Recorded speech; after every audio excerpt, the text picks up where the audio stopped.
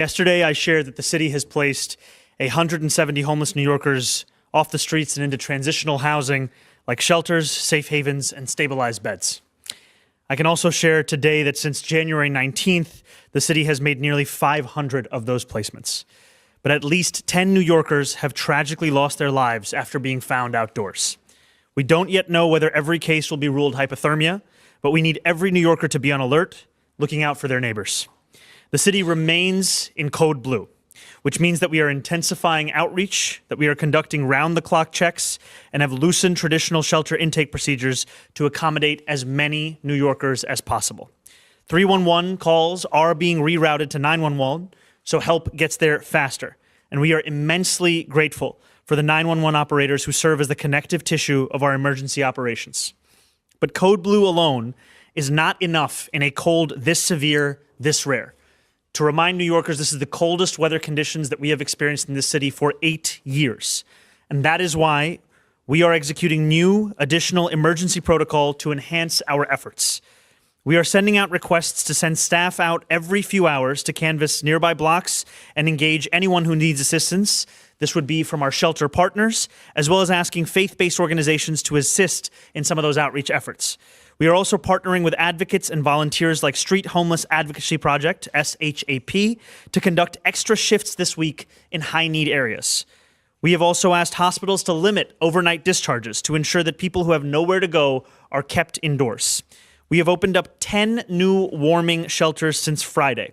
Last night, we opened an additional 7 H&H health centers across all 5 boroughs. Additionally, above the existing warming buses that we have already put into operation, we have added 10 new warming buses at key locations across the city. We are also expanding overnight outreach from city workers with paid overtime so that our city can continue to get homeless New Yorkers inside. And we are expanding the hours of 8 SHOW vans to make sure we can bring people indoors during late and early hours, including using their vans for transport and for temporary shelter. We are working with the state, finally, to redirect mental health teams to focus on life-saving street and subway outreach. And for any additional information on the location of these new warming centers or on the resources that I have mentioned, please do call 311. When the cold is this deadly, we need to meet the moment and leave no stone unturned. That is why the annual Hope Count has also been postponed during this current emergency. Outreach workers should be focused on bringing New Yorkers inside, not on data collection. Here is the bottom line, New York City. Extreme weather is not a personal failure, but it is a public responsibility. If we have the resources to act, we have the obligation to act. And we are mobilizing every resource at our disposal to ensure that New Yorkers are brought indoors during this potentially lethal weather event. We will also make sure we remain upfront and transparent with our city, just as we have over the past week. Please stay indoors when you are able to. Stay inside and send 3 New Yorkers who will help us deepen that very work. First, I am delighted to announce that Sharon Goodwin will serve as the Commissioner of the Department of Probation. I can hardly think of anyone more prepared to assume this responsibility or more experienced in the important work that the DOP leads each day. Sharon has dedicated 37 years of service to the DOP. She began as an intern in 1986 and rose to serve as Deputy Commissioner for Adult Operations before retiring in 2024. Along the way, she served as a probation officer, a court liaison officer, a trainer, the Queens County Adult Operations Branch Chief, and an assistant commissioner for both Bronx County Adult Operations and citywide community engagement. She has worked in all 5 boroughs, a badge of honor that few in this city wear. And I want New Yorkers like Sharon, who have a proven record of achievement and a deep passion for service, to stand at the front of this administration. I am grateful to her for returning to public service from retirement, and I'm very much looking forward to working with her to make the DOP a force for justice and lasting change in New Yorkers' lives. Next, I am very excited to announce that Yume Kitase will serve as the Commissioner of the Department of Citywide Administrative Services. DCAS is one of the most quietly influential parts of city government, a department with the remit of ensuring that government works well and that agencies across our city can function at their full potential. As commissioner, Yume will oversee the work of recruiting and training city employees, the greenest municipal fleet in the nation, 55 public buildings, and lowering our city's carbon emissions. Yume is the perfect person to lead DCAS. Not only is she a City Hall veteran, having previously served as the Chief of Staff to the first Deputy Mayor and the Deputy Mayor for Operations, she has also worked across countless levels of city government. Like many New Yorkers, Yume contains multitudes. She is also an accomplished novelist. And while this brings me no pleasure to announce, Yume has achieved something I never could. She was successfully admitted to Stuyvesant High School. I am also thrilled to name Lisa Garcia as our Commissioner of the Department of Environmental Protection. In that role, I will turn to Lisa to lead some of the most important work that City Hall does on behalf of New Yorkers, protecting them each day from pollution, leading stormwater management, overseeing our wastewater collection efforts, and managing our city's water supply. Every day, New Yorkers drink more than 1 billion gallons of drinking water, what we rely on to survive, to go about our days, to lead healthy lives. The person responsible for stewarding that supply must be someone with the experience needed to meet the seriousness of this role. Lisa is that leader, with a long record of pursuing environmental justice and protecting public health. Most recently, she was appointed by President Biden to serve as the administrator of EPA's Region 2, which includes New York, where she managed a staff of over 1,000, oversaw $1 billion in funding, and led initiatives that lowered pollution and improved air and water quality. Each of these New Yorkers shares a common commitment to service, a desire to place this city and its needs before their own, and a real ambition to deepen what New Yorkers expect from their government. I am grateful to them for joining our administration and very much look forward to working together with them to delivering a new era for New York. Thank you very much. And now, Commissioner Goodwin. Thank you, Mayor Mamdani. I am deeply honored and humbled to accept this appointment as Commissioner of Probation. Today is more than a professional milestone. It is the continuation of a journey that began many years ago when I first walked through the doors of this department as an intern, eager to learn and determined to serve. I have had the privilege of working at every level of this agency as an intern, probation officer trainee, PO, probation officer, supervisor, branch chief, and assistant commissioner, and lastly, as deputy commissioner. After 37 years of dedicated public service, I've worked in every borough of this city, and those experiences have shaped my understanding of what this work truly means. As a lifelong New York City resident, born and raised in the Bronx, this role is deeply personal to me. I understand the challenges our communities face, and I carry with me a profound responsibility to serve this city with integrity, urgency, and care. My experience has taught me that probation is not simply about supervision. It is about accountability and opportunity. It is about public safety through human dignity and investments in our communities. It is about protecting our neighborhoods while helping individuals rebuild their lives and give back to the city they love. I lead with a servant leadership mindset. That means putting people first. Our dedicated officers and staff, our justice partners, and the communities we serve. It means listening before acting, supporting those on the front lines, and creating an environment where excellence, professionalism, and integrity are the standard. To the men and women of the Department of Probation, you are the backbone of this agency. I am committed to investing in your training, your safety, your wellness, and your professional growth. When our workforce is supported and empowered, our communities are safer and stronger. To the residents of New York City, I accept this role with a clear purpose: to help build a safer, more just city.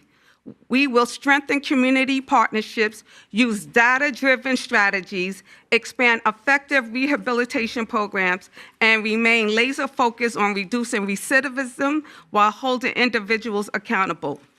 Public safety and compassion are not opposing forces. They are complementary responsibilities.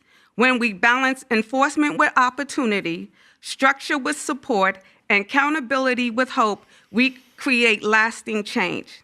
I thank Mayor Mamdani, our justice partners, community leaders, and my family for your trust and support. I pledge to lead with transparency, courage, and unwavering dedication to the people of this city. Together, we will move this department forward. Together, we will strengthen communities, and together, we will continue to work of building a safer New York for all. Thank you so much. Congratulations. Thank you. Now, our new Commissioner of DCAS, you may. Good morning. I'm Yume Kitase, and I've been passionate about city government since I was a student at Stuyvesant, thanks to a teacher who's here today.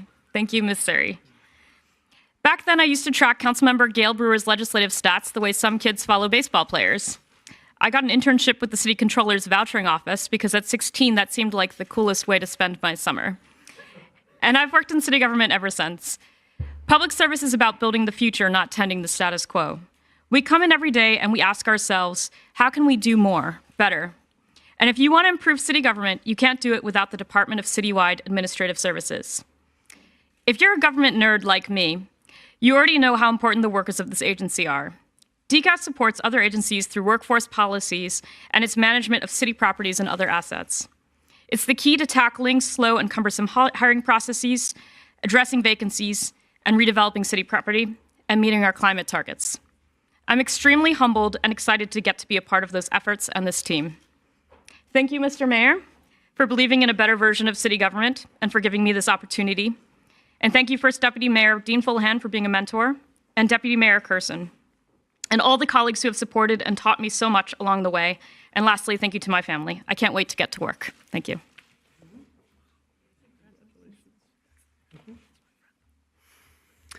And now, Lisa Garcia. Thank you so much. Thank you. Hello. Good morning.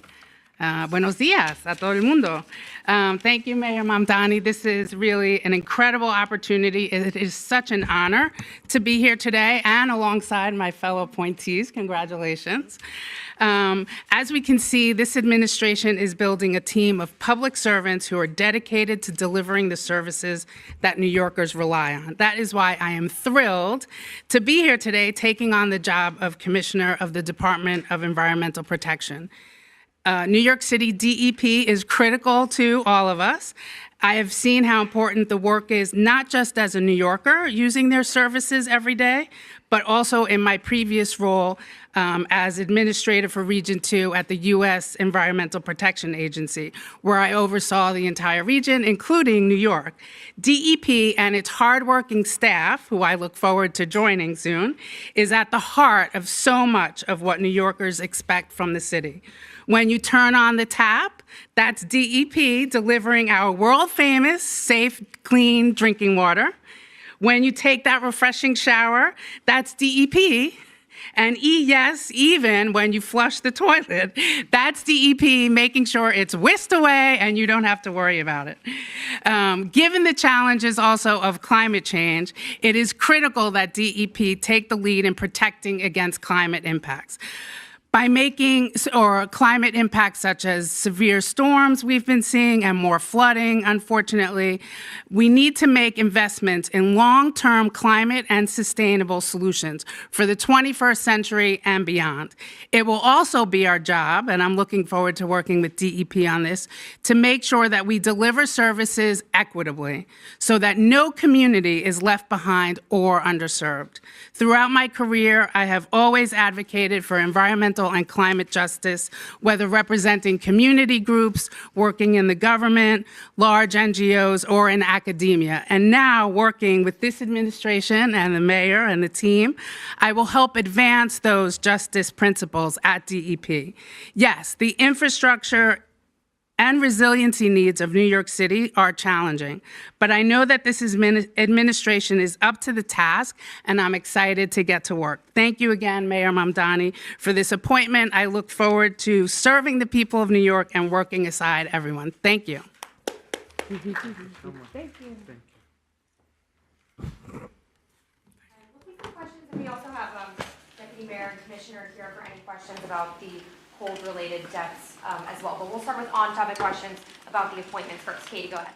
I have a question for both of the new commissioners. The first, for DCAS, the prior administration said that they were going to review all the leases that were under Jesse Hamilton's purview. He was a former administrative official. He was indicted. The public has not seen these findings. So for you, Commissioner Kidese, will you go through the review and then will you release it? And then I have a question for Commissioner Garcia. And I'll just say before our new commissioner steps up that I will demand the world of our new commissioner. I also will give her a little bit of time and settle again with some of the questions. But if there's anything you want to add. I just wanted to add that, of course, we're going to do a deep review of everything, and we'll work with the team to. We'll work with the team to commit to transparency. Thank you. Will you, you worked for the previous administration. Will you release the results of that particular review? I'll give her at least a few full days on the job before having to get back to you on that. More questions on appointments. Do You- you have a second one, Katie? Yeah. Commissioner Garcia. Go ahead. Go. So specifically when it comes to the ongoing work of DEP, things like the big water tunnel fix, what are you planning to advance and/or what do you see room to make New York City more affordable within DEP's purview? Yeah, I look forward to also taking a few days to getting up to speed. But I believe certainly some of the capital projects that have been invested in, we will go forward with those. And again, we're going through this with a lens of making sure that we're tackling any climate impacts, so improvements along that, and also the equity and environmental justice piece, but also finding efficiencies. I know that there's, we're under a crunch and we lost federal funding, but we're going to be really active in making sure that the work gets done. And to your question about the day-to-day, we will make sure that New Yorkers will not feel any squeeze or any problems. We want to make sure that they get their water and the sewers are working day-to-day as has been. Thank you. Go ahead. Hello. I also have a question for our new Commissioner. There is a big presence of DEP in Greenpoint. I'm just going to ask if there is any new plans you have for that area. There is a big project undergoing there. So that's just my question. I think I can just say kind of broadly, one of the things that I really appreciated about our new commissioner and also her remarks is that the service that DEP will provide will be equitable.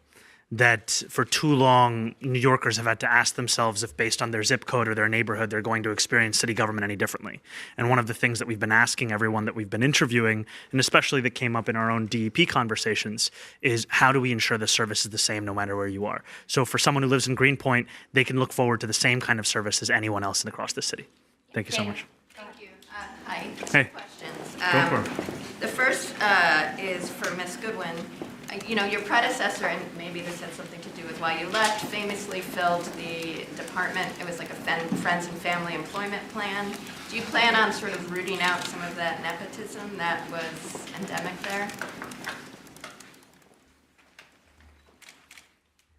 What I can say is that when I get in the position, I will look into what I hear, but I'm not certain that what is reported is what it is. So I'll give me an opportunity to evaluate and assess what needs to be done if something needs to be done. Thank you. And then the other on-topic question, it pertains to Ms.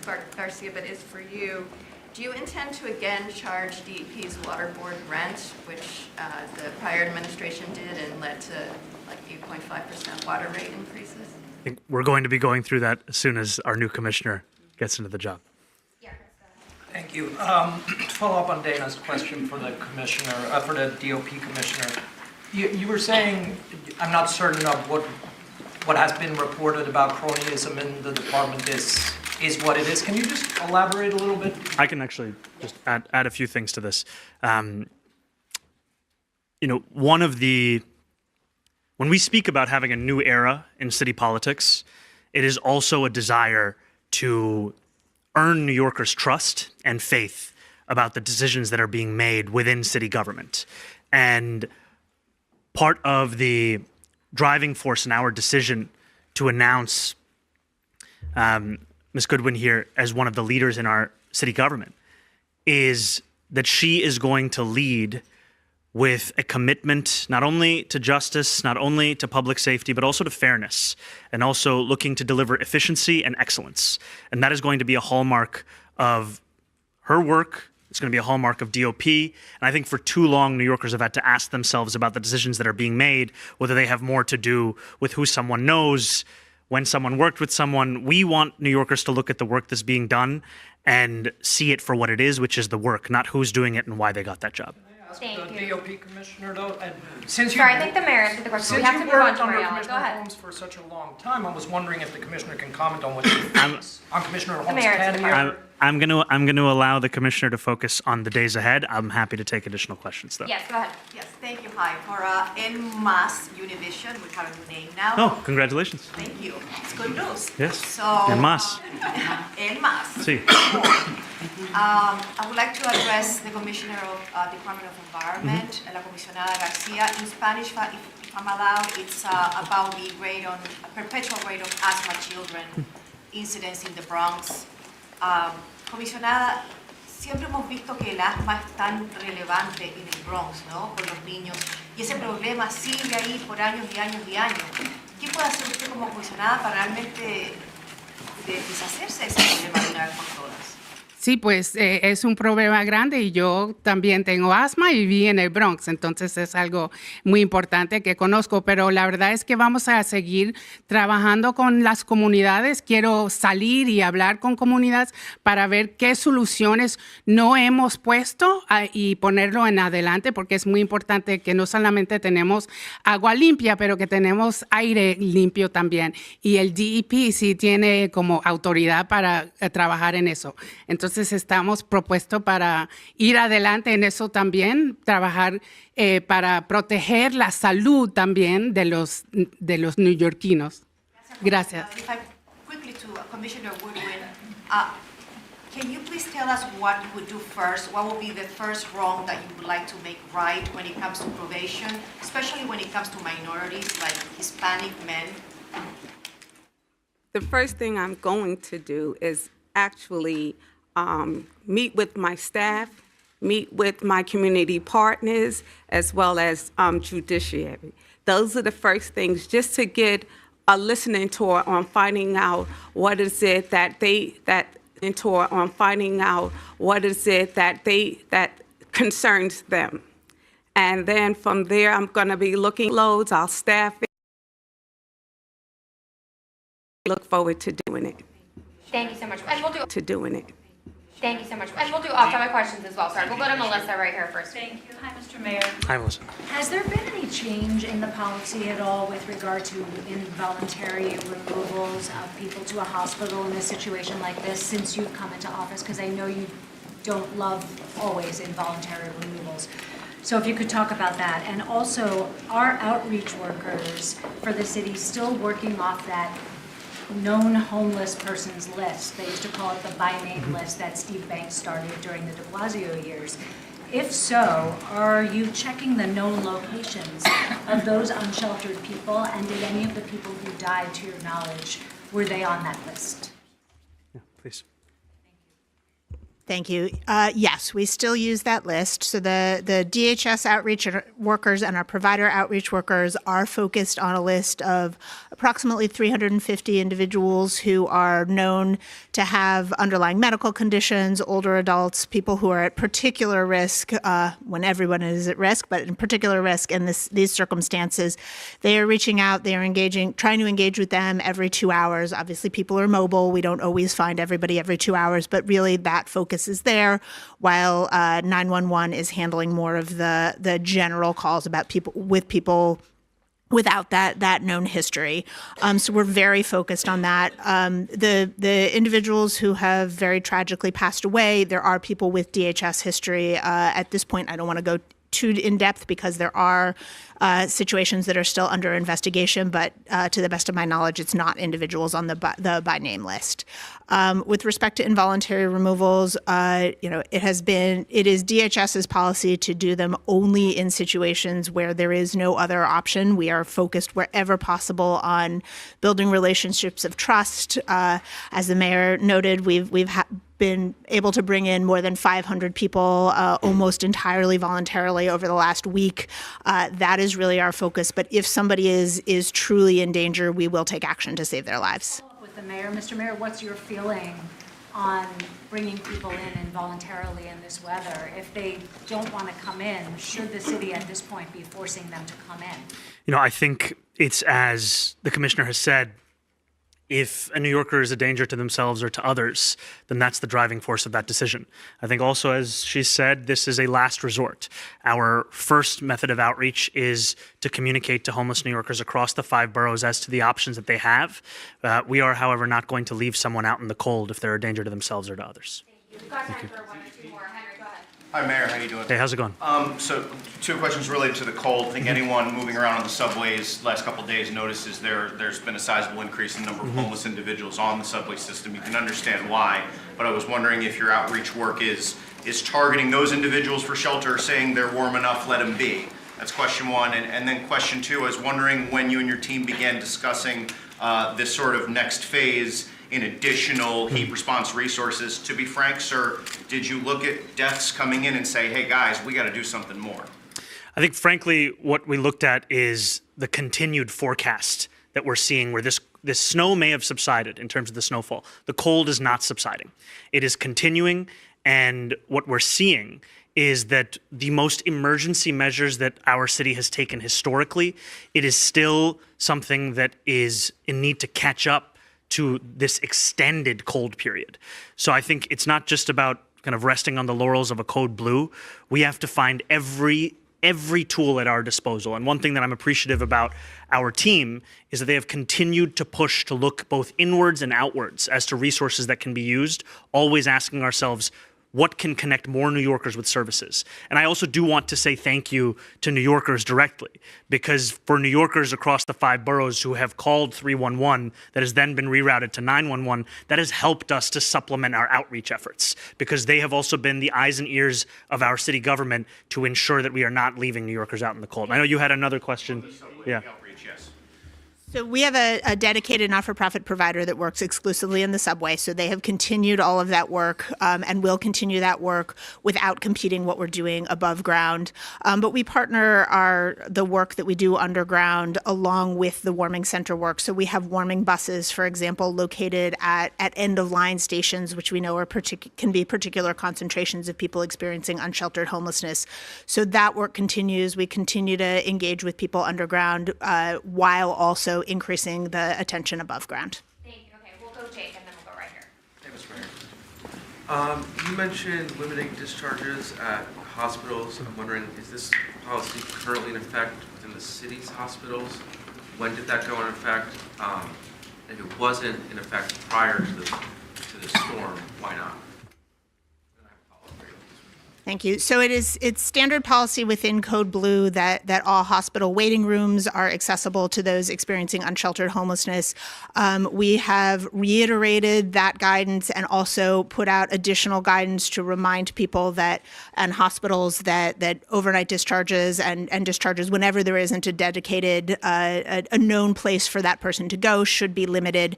This is, while it has been standing advice, we reiterated that and strengthened it yesterday.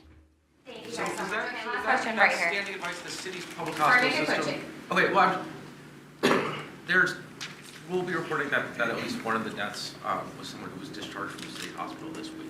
So I'm wondering, is that currently under investigation by the city now? Should that person have been discharged, given the forecast showed as of last week? I think we can get back to you on that question. Thank you. Last question right here. Thanks.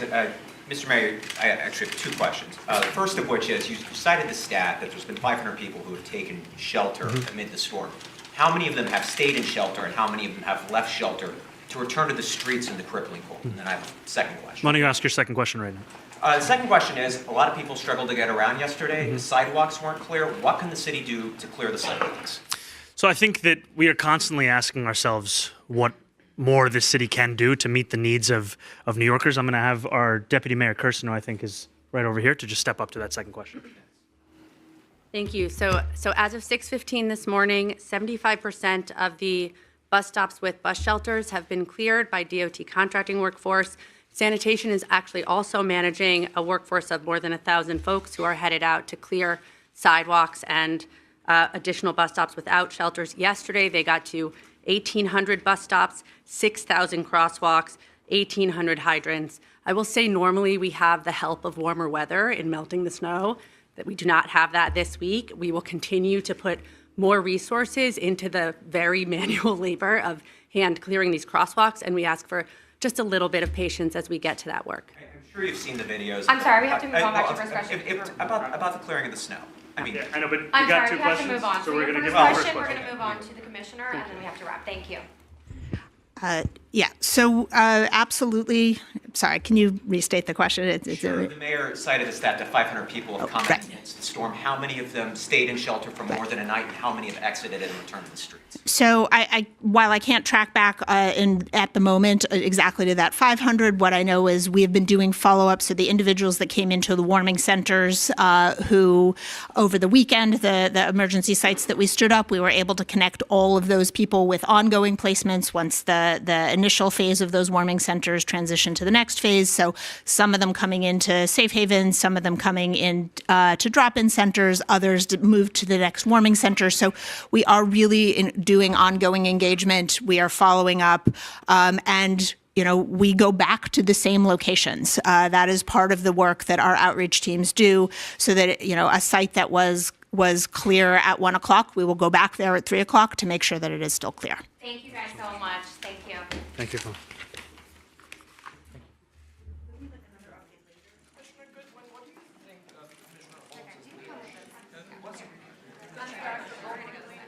These are basic questions. Why can't they answer? Thank you.